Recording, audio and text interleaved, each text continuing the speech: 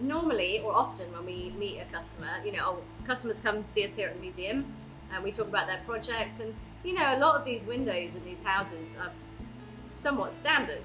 I know what I'm looking at, and from that we can pretty well diagnose even from a couple of photos what we might do on a house. But this, I mean, this looks pretty normal, yeah, right, at first glance, right? It does. Typical bungalow. But what I also do is I always have a sneaky peek on something like Zillow, or if the house has been sold recently, there are photos, and that's what I did with this house, and I could see they didn't look quite right. And to be fair, the customer that came here said as well that she knew that a couple looked like they'd been replaced. So anyway, I decided it was easier to go out and take a look. Well, can I comment on what I see already? When I look at this picture, the first thing I see is all of this aluminum up there, okay? And that's like, all right. And that's like one of those speeches that I give the guys about that one thing that stands out as being immodest. Yeah. Right? It starts to attract my attention and get me seeking for other things. Next thing I notice is the Home Depot yellow door. It's a metal door. I checked. It's a metal door. It's a metal door, and it looks like, I can't tell, but it looks like the header is overly high, like they've lowered the door opening to accommodate a smaller, more modern door. Yeah. Then I look at it and I notice that the window, it doesn't look like a normal window. It doesn't have any trim around it. No. Okay? And then there's this weird thing on this right here. Well, I can explain what that is. So what that is when she came and saw me, she had these shutters on the side of the windows that were like, the 8-inch wide shutters that don't do anything. And I laughed at them with her and said, those need to go. and bless her, she went back and took them off. And that's why they were there, is they were hiding the fact that the windows, there's something going on around those windows. Well, that's the other thing too, because now I'm looking at this black stripe above the top. Yeah. Okay, there's one over there. It's like, why is there a black stripe up there? Yeah. I'll tell you something else as well. These pillars, these are also clad in metal. What? Yes. I mean, the whole house has been wrapped in metal to within an inch of its life. No, some things are cool. The bricks are cool. Original, yeah. This is like it's kind of rounded right there, those steps. So I talked to her today about removing the balustrades because they're these things. Yeah. Those are those plastic ones. Yeah. Yeah. So because that you can't see that lovely curve on those steps. So I mean, the whole house is like this house that she's enthusiastically wanting to return it to how it should be. She can see it now. When she bought it recently. I don't think she realized, and yeah, I think a lot of people don't realize. Okay, so so that's the introduction to the house, and we haven't even gone inside yet, right? Correct. So the house, I mean, it's a lovely house. It's in Summer Heights. Yeah, so we'll go inside. So, this is one from the outside. Okay. We'll just take the pictures as in the order that you have. All right. Okay. So half the windows. So not many windows. I think she has 9 windows. Half of them are original, and half of them are replaced. And here's that black stripe. Yeah, and here's an original window. It has the pulleys. Original sash. Yeah. But I mean. So what's happened is they have. Well, okay, something weird. Okay, I can see from the detail. There's a blind stop there, and you would want to see some kind of a shadow of some casing here, but it's like they've removed the casing entirely. Yeah. Here, I don't know. I mean, you have to. No, they have. I had a peek behind that siding there. Yeah. I just peeled back a bit to look behind, and there's nothing there. Here's okay. So say, in this particular circumstance, that this client wants to restore her, she's going to say she takes the aluminum off. Mm-hmm. What do you do? It's a good question, because what somebody has done, if this is an original remaining sill here that's behind this chair, okay, the casing is supposed to come down and land on top of the sill. So somebody has come in and cut off the sill right here that's supposed to extend out this way and this way. Right, of course, yeah. So there's nothing for the casing to land on. So would you have to then rebuild even the sill, like all the parts? Well, okay, you have to do something. I mean, in this situation, what I've seen some people do is they have put extended ears on there, and I think that that's a valiant attempt. But no matter how hard you try, an extended ear always looks like an extended ear. You know what I'm saying? It's like a good toupee still looks like a toupee. Yeah. I mean, it still does, you know.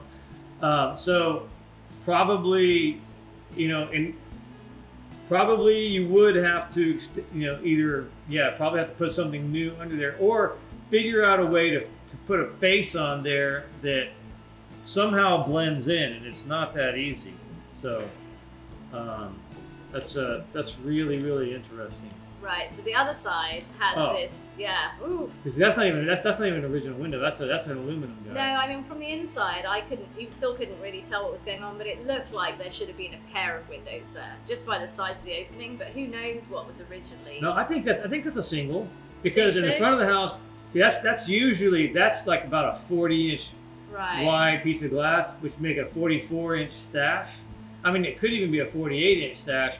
And I would imagine if it's a 48-inch bottom sash, okay, then the top sash would have been divided. Right? Something like that. That's been removed. Maybe. But the other ones are 1/1s. Here's the other deal. Is if this was a one light sash up here, that was an expensive piece of glass. Right, of course. It was. Yeah, huge back piece then. of glass. Yeah. Because I've seen in that catalog that we've been looking at here, I realized this the other day, that looking in here, the glass prices here are at least quadruple the wood prices. Yeah. And if there's not quadruple, it's quintuple, sextuple. Is that right? You know. I think so. But you know, it's the glass prices are really, really high in comparison to the wood. So a big pane of glass like that would have been really, really expensive. So divided light might have been more. Yeah, divided light would have been more practical, probably, but. So what's this is in the kitchen window, which from the inside, you know, is fairly now you can see it. standard. I mean, the bottom pane's broken, unfortunately. Oh, but here's what I see on this. Okay, number one, here it's got a OG or a thumbnail type window stop here. There's something in front of. Oh, that's missing a chunk. It's missing a chunk. Yeah, a chunk of sash. So a chunk of sash is gone. There's no top window stop here. You can see the bead up there, where that makes the bead is a divider between this header piece and the casing.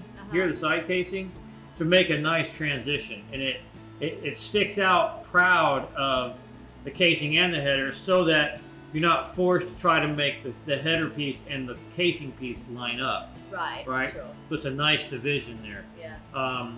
You can see the shadow of the apron underneath, okay? And here's what sticks out to me.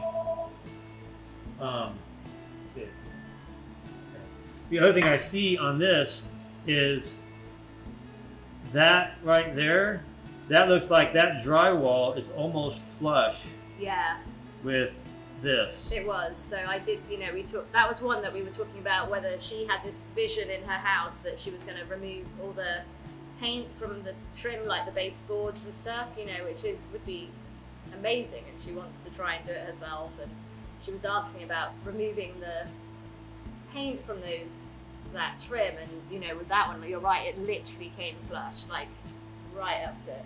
The other thing I see too is that this stool here, because it's called the stool, everything sits on the stool. The casing sits on the stool, the window stop sits on the stool, the apron goes under the stool, but the stool has been cut off flush with the casing there. Yeah. Usually the stool extends beyond and returns into the wall. So something has happened there. Okay, let's keep going. Oh, this was like another thing. That's interesting. I think that's a door sideways. That is probably a door sideways. It probably is. You know, but here, and it is an afterthought. And Yeah. I know it's, well, I don't know that it's a door because look, I mean, look at the size of it compared to the knives and all that kind of stuff. So it's kind of a window on its side, but look how it's trimmed out. Yeah. This is how somebody would normally trim out something like this if they didn't know how a window was normally trimmed out. Yeah. Because what do? They put a nice frame around it that's kind of symmetrical and stuff like that. Like a picture frame. Like a picture frame. Yeah. You know, any actual window, 95% of the time is going to have your stool right here somehow. So this distance from here to here, that looks like Home Depot thickness. Yeah. Or width. Yeah. Like this is the Home Depot 1x4 you get. You know, that's your 3.5 inch wide. It's got nice sharp corners. You know, like somebody's nailed it on. Yeah. So that's an interesting window. Here we go again. Drywall is flush with the trim on the inside. Yeah. The stool has been cut. It doesn't even look like an original stool. It looks like a 3/4 inch board that was put there in place of the stool. Here's something that's original. There's that bead that makes the transition between the casing and the header there. Okay, so. Ah. Oh, you can't. This is too dark. Okay. These ones actually had original trim. It has the flared top piece like that. Ah. So that's what the ones in the front of the building look like. Yeah.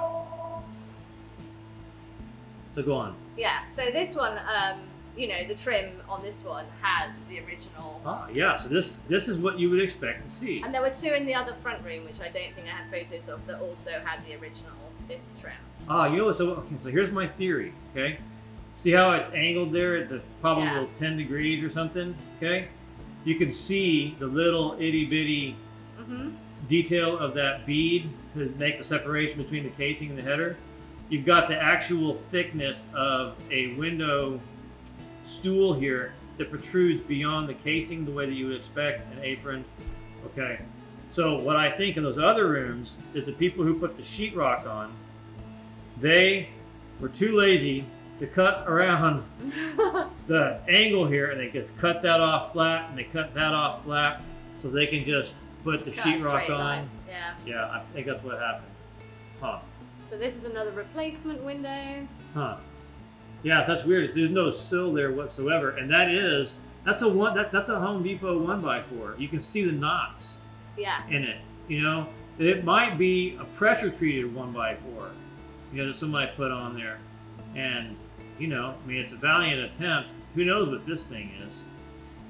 And the angle of this one is, I mean, it's like this. I don't know what angle degree that is, but I mean, they made an attempt to take water away from it. Well, yeah, so that's a board that they nailed on there, right, to attempt to shed wet water, but surely. Yeah, the gap. There's a gap there. The water's getting in behind the actual siding there. So, yeah, there you go. That's yeah. You can see that's a 2x4. That's a 2x4 is what it is, and that like a 2x4. It's cut at 45 degrees. Yeah, okay? It is 45. You know, and I mean that does help shed water pretty fast at 45 degrees, but that doesn't do anything where it actually connects to the window. See, in an original window, okay, all the pieces overlap in a cascading fashion. Right, so the water just continues. So here they tried to mimic the look, okay, by just stapling it to the wall on the way that looks like it cascades. It doesn't actually cascade. Yeah. So. Okay. So this is the outside of one of those original windows. Huh. That's interesting screen. Yeah. Okay. But, you know, this is tricky because they're all like this. Every single one of the original ones. There's no trim. You know, there's nothing on the outside. And I don't even, you know, with the siding like it is, and she is, you know, considering replacing it with wood siding and doing it, whether she can, you know, she's so the question, a great potential client. She really cares about this stuff. But yeah, you know. What do we do? So here's the question that we're faced with. All right, is in this case here, how do we put it back the way that it's supposed to be? Yeah. I mean, and what also, yeah, but within a context that, you know, you could build the most beautiful frame trim around this, but sort of attaching it to the aluminum siding that doesn't, you know. So, you know, you go see someone's house that's a young person it's their first home, you know, and they're enthusiastic, but, you know, this house could unravel. Okay, so what? Know, yeah, quickly. so what happens is somebody goes into the new house without realizing that this often happens. What the flippers have done, what the rehabbers have done, is often caused many more hidden problems that they are now on the hook for. That, you know, the flippers have collected their money and long gone. Yeah.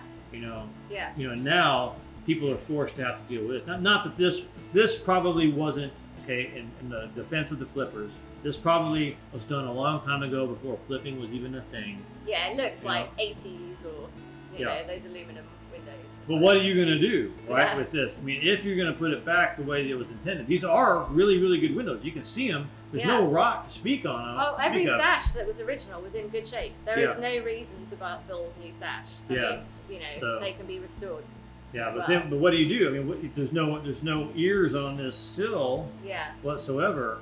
You know, so we can get the windows working again, but we can't really give it the look that it needs without the client also undertaking the siding package that needs to be done. Yeah. You know, and that was covered up. I mean, probably a variety of reasons.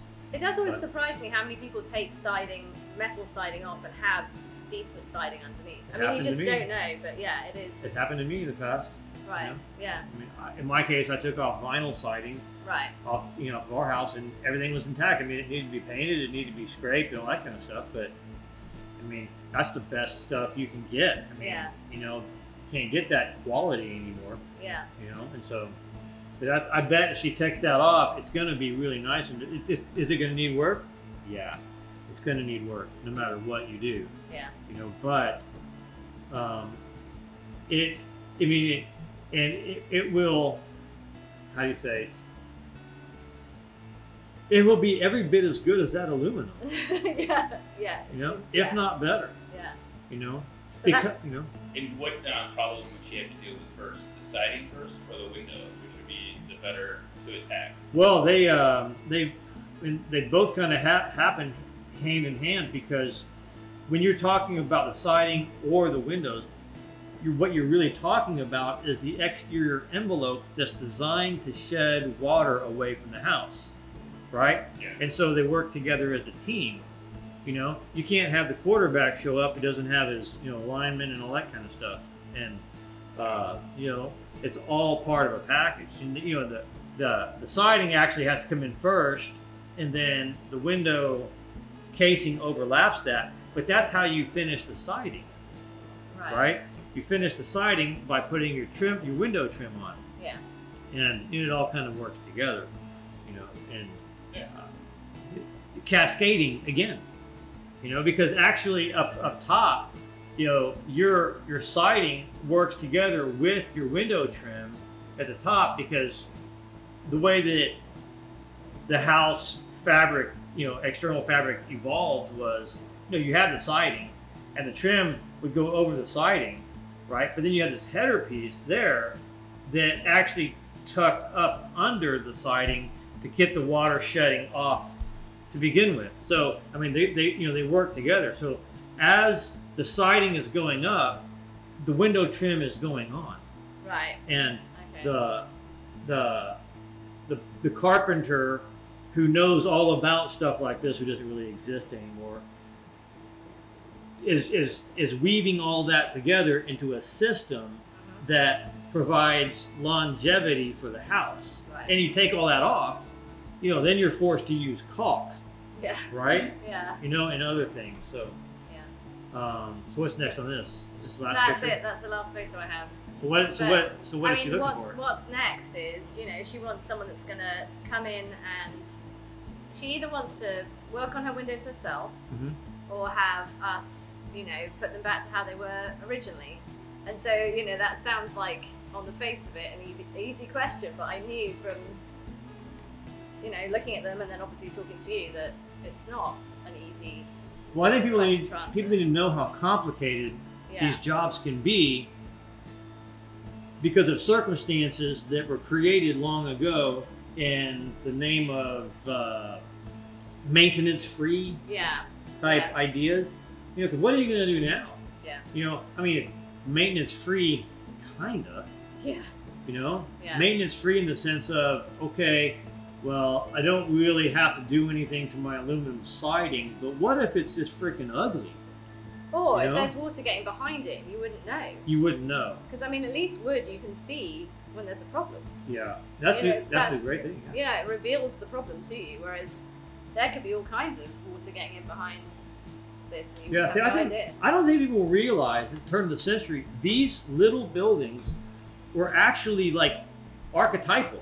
Yeah. I mean, they were like the model house that people strove to come up with for thousands of years. I mean, it's simple, but that's the beauty of it, is its simplicity. All of the unnecessary bells and whistles, all the unnecessary innovations have been eliminated. Yeah. You know, because when something doesn't work long term with the house, and houses are hard to build, they're eliminated. Yeah. Yeah. And these are, you know, these houses were like the pinnacle of building design. You know. So I mean, so the thing with this house now is, you know, it's a great project. It's a small house that is just crying out to be taken care of, and it has an owner that wants to do right by it. You know, it's contacted us. Like, I think, you know, how we take a project like this forward, though, it's a different scope of project than, you know. But first, okay, like it is. She needs. If we were going to take these out and put back and restore this window the way it originally was, how do we do that without addressing the whole front of the house? Yeah, absolutely, because it just doesn't practically work. It doesn't tie in, like, it doesn't do the job it's supposed to do. Plus, it kind of makes a mockery of the rest of it. You know, I don't want to be unkind to the house, but, you know. Yeah. I mean, because you can't really put back. Yeah. I mean, in a window that. Yeah. So this is a, you know, I just think it's an interesting one, and we're going to have to, like, keep thinking about it, and working with her, and, you know, I don't want to take someone who's a first-time homeowner, introduce them to a mountain of stuff that's, you know. I think it's important that we talk about this because people really need to know what they're really asking for and what's really involved in it. You know, I mean, we didn't really even get to unpack all of what could happen on the inside. No, absolutely. You know, like with those stools being cut off, and, you know, the drywall going up and being flush with the trim and all this kind of stuff. I mean, how do you give it the treatment that you're supposed to give it in that context? That's really, really tough. Yeah.